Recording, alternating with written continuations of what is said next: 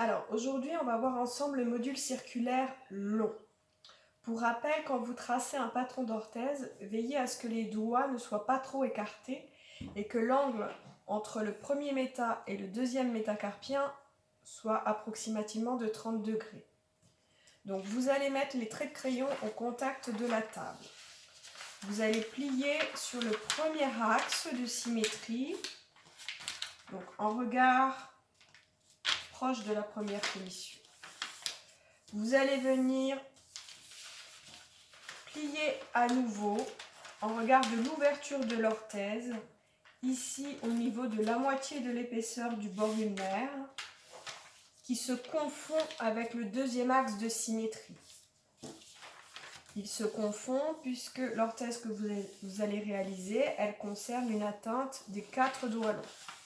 Donc il faut bien marquer le pli et déchirer les papiers.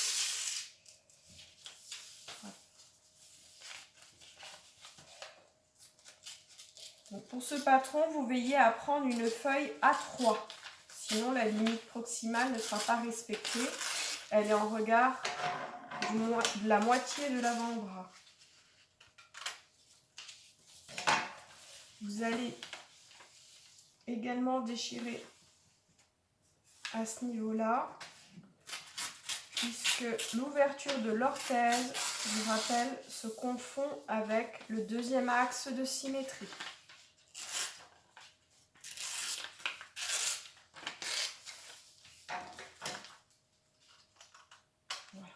Vous laissez le papier plié. Vous allez donc couper en regard de la moitié de l'avant-bras, donc pour la limite proximale, en regard du pli de flexion DMP des doigts longs pour la limite distale. Le patron que vous obtenez est celui-ci.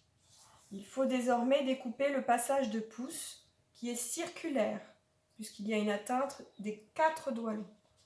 Donc, le passage de pouce, il est défini grâce à la largeur de l'IP du pouce.